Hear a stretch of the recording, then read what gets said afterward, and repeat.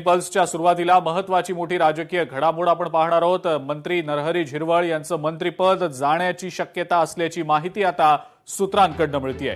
राज्य मंत्रिमंडळ विस्तार होण्याची शक्यता आहे आणि या विस्तारात राष्ट्रवादी काँग्रेसकडून धनंजय मुंडे आणि सुनील शेळके यांची मंत्रिपदी वर्णी लागण्याची शक्यता असल्याचं सूत्रांचं म्हणणं आहे।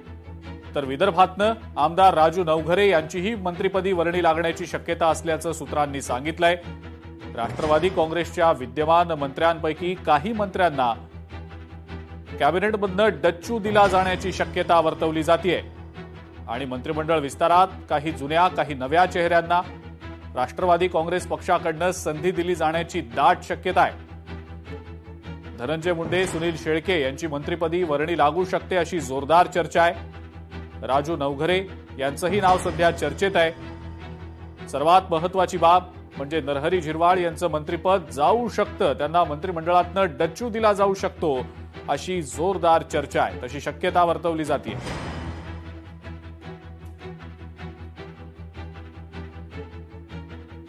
पुढच्या आणखीन एक महत्वाची बातमी, सुनेत्रा पवार यांना पाठवल्या गेलेल्या नोटिशीमध्ये तथ्य नाही, अध्यक्षपदाची निवड ही नियमानुसारच झाल्याचं प्रदेशाध्यक्ष सुनील तटकरे यांनी म्हटलेलं आहे। सुनेत्रा पवार यांची झालेली निवड कायदेशीर असून याबाबत आता कायदेशीर सल्ला घेऊ असं तटकरे म्हणतात। त्याने जे काय नोटीस स्वतः पत्र पाठवलं ते मी वाचलं। मी गेले अनेक वर्ष संघटनेमध्ये काम करतो आहे, त्यामुळे सकृतदर्शनी त्याच्यामध्ये बिलकुल काही तथ्य नाही। राष्ट्रीय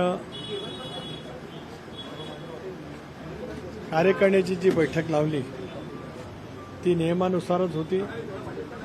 बैठकीचं कामकाज सुद्धा नियमानुसार त्या ठिकाणी झालं आणि वहिनींची निवड झालेली ही सुद्धा पूर्णपणे वैध पद्धतीची त्या ठिकाणी।